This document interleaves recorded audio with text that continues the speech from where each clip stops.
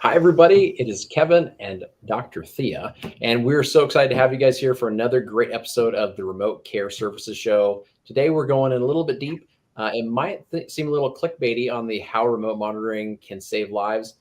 It's not. Like there are some real realities, and Thea's been through them with various numbers of patients. We'll get into the details. I will click our reel, and we'll get rocking and rolling.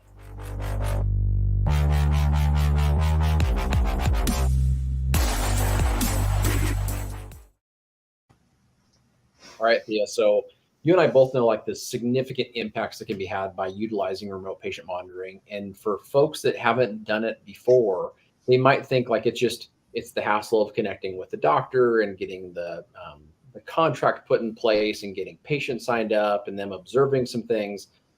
But I love that you're able to give them the perspective of what you can really do as a clinician by leveraging it to help patients out. So I'm excited for this episode.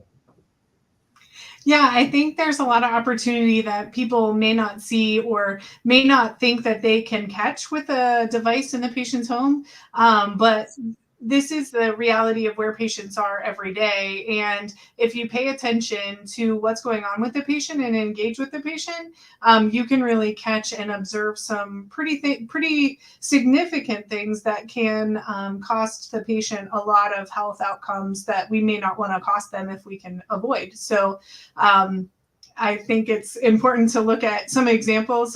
Today's example is around a congestive heart failure patient. This patient came to me through our outpatient diuretic. So she was in getting IV diuretics from us. And they said, why don't you put her on a scale? And I was like, okay, sounds great. We'll get her on a scale. And her weight after IV diuretics was 175. And we went with 175 throughout, between 175 and 178 throughout the rest of February. So she signed up mid-February. So the rest of February, we got to the 175, 176 mark. And through March, she started out good. As you can see here, she was a couple of days with me in the first part of March last year, and she went to MIA for 6 days. And I was like, well, that was weird because up until this point, she had given me daily weights, no problems, no questions asked, no hassles. And so it was odd that she wasn't recording anything. So I called throughout that 6 days trying to reach her. And here she had been admitted into another hospital system, and they held all of her medications because of a bleed. And so, not thinking much of it, she just took the lead, of the physicians there at the other hospital. And so she didn't think much of it. But then she got my messages when she got home. And so she took her weight the evening that she got home. So you can see that she took her weight at 6:37 p.m., which she was an early 8 o'clock person, day in and day out. So we saw the 20-pound weight gain because she didn't have those diuretics while she was in the hospital. So huge outcomes for the patient needed to be had, and resources needed to be sent to the patient. You look like you had something to say, Kevin. No, I think it's just so amazing to be able to catch something like that in so many different ways. Like I didn't even think about the gap in time that you mentioned, Thea. Like you get to know patients' behaviors on when is it typical if they take something, what could be going on if they're not taking it, or what may be happening in their lives. I mean, people are busy, they have appointments, but the kind of consistency that you were seeing with this patient, I'm sure that alone was a red flag, let alone needing to see a value come in. And I just Right. you point that out. Yeah, it's huge. And so this is kind of an extreme case with the CHF patients. We were able to get her in we immediately started an extra dose of all of her at-home diuretics with the metolazone, and she was on Lasix, but then later changed to Bumex. And then she didn't respond well enough, so they brought her back in for outpatient diuretics again. To go through another 3 sets of IV diuretics in our outpatient clinic for CHF. So really got involved with the physician. The physician did not need an office visit. She did not need to have to go to the ER or get admitted for a CHF exacerbation. So those, those interventions, especially the CHF exacerbation, is huge on the readmission metrics that the hospital and health system at large have to play by, so that they can, get the maximum reimbursement for all of these programs. CMS has stated that, a CHF admission is $17,000 for that exacerbation visit for 3 days. And so when we look at the cost to Medicare for this program, we're not asking for a lot of money between visit care for this program to be able to catch something like this. And that's why Medicare really loves these preventative services, whether it's, the remote patient monitoring program, or even just chronic care management with the outreach there. They really are into really coming through from a Medicare's preventative standpoint as well. So it's great to see that way. The patient today is currently down an additional 20 pounds. She's down in the 148 to 152 range today. So she continues to make progress with knowing where she was, and she never wants to go back there and do that again. So really made benefits there with the patient. And I was telling you, Kevin, offline, that we had another patient today that was up 6 pounds over 3 days. And that's the more typical CHF outcomes that I see, with the slight weight increases from time to time.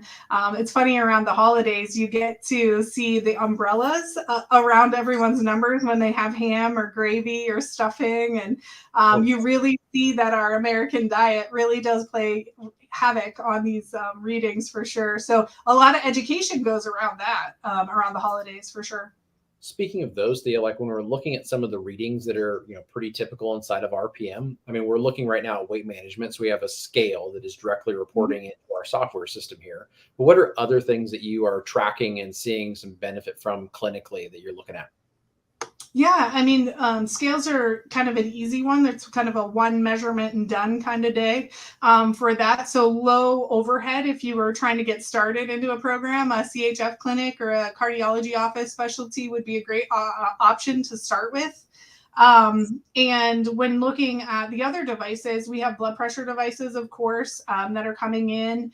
Those have, heart rate on there, as well as irregularities of their heart rate, or heartbeat. So really being able to identify, random outliers to the trends that each patient has, whether it's from the blood pressure, their pulse, or then that irregular heartbeat coming and going. You can identify quite a bit with that without like an EKG on your watch or whatever, but you can say, hey, when you get that irregular reading on your meter, you have a smartwatch. Why don't you run your EKG on your smartwatch and make sure that you're good? That little bit of education around the devices and using technology, not necessarily because it reports to me, but because it's important to care for the patient and let them advocate for themselves and use the technology that they have at their fingertips. Smart.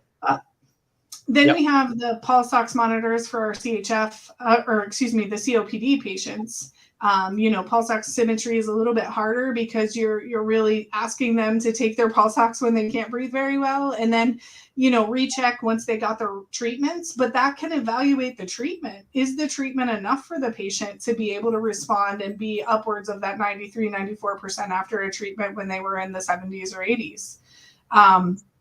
And trends with that are huge with pulse oximetry. Right here in Northwest Pennsylvania, we're going through a spring thaw bipolar weather thing outside, where today it's going to be 70, but, tomorrow it's supposed to be 20. So, the pressure changes are really important when we look at COPD and what that does to patients. Even for that matter, CHF fluid retention is a huge player. The pressure changes outside affect that a lot, is what I've seen, because of the umbrellas that we're seeing again with that. So random things, but very, very important. And then the other meter we have is the glucometer, and that has a lot of its own caveats on trends and getting patient engagement and that kind of stuff. And with these new long-acting like insulins, they are making a huge impact on what these meters are doing from a standpoint of patient compliance, but not only that, but patient good outcomes as well.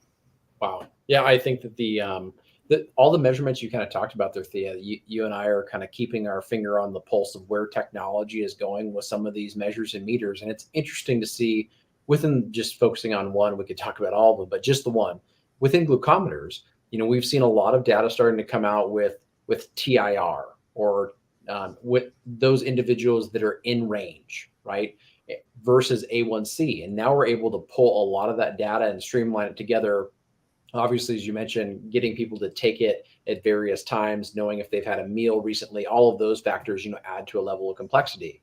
But having this level of like detailed data coming to us is interesting. And then I mentioned it with Kristen in a previous show, but I did see that there's some recent news about Apple coming out with potentially some breakthrough technology to be able to look at blood glucose levels without even having to do finger sticks. So maybe now the feed that's going to Thea and all the other RPM pharmacists that she's training will be from their Apple Watch, just literally streaming live for them to be able to see those things. But tell me this, Thea, when it comes to, saving lives, like having a CHF exacerbation, having a COPD exacerbation, having a hypoglycemic event, all of those things that you're catching like in time, in the RPM world, how do we catch those? Like, am I having to dedicate a technician or a pharmacist to staring at a screen to make sure that's happening?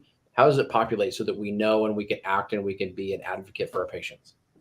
Sure. I would lean 100% into the technology piece here. And, the platforms that are out there, they have those alerts set up for a lot of opportunities to be caught without having to watch 24/7. When you're in a retail pharmacy sector and you want to get this process started because you have a nice relationship with the doctor down the road, this isn't stand at the screen and watch this all day 24/7. Just really lean into the technology alerts and things. Some of the softwares are even getting fancier with, okay, if they report at this level, then I'm going to have it set up to send them a text message and make them answer a few questions and really get some data specific events that are going on and being captured to get an understanding of what's going on with the patient in their life right at that point. Having the compliance though and the relationship with the patient, from what I've seen, has been a little bit trickier because not every patient's going to want that. But keeping them engaged and keeping that process going day in and day out really builds the advocate in the patient. And with that, you can really dive into utilizing the technology to its fullest potential. But yeah, definitely leaning in on that technology piece so that you have the flexibility you need to be able to run a great program at scalable sizes too. I love that. I think it's so important because so many people are thinking, man, remote patient monitoring, like that's going to be so time consuming. How do I ever take advantage of? And there's so much great technology if it comes to remote messaging or algorithmic thinking. All of those things are good too. But just simply setting something up that it's an alert. So now your team is aware of something that's more acute and can kind of triage it rather quickly is fantastic to build in. And guess who can show you how to do all of that, streamline it, and has built everything? This gal right here. And so I think that's the perfect segue out. Please, if you want more information on it, we'll be going into much more detail in these shows over remote patient monitoring and chronic care management and all of remote care services. But if you want more details, if you want to ask questions, head over to Thea's channel at rphally.com, the remote care services channel, and get to learn more and get started. Yes. I hope to see everyone there. All right. We'll see you guys there. Have a great rest of the day. Take care.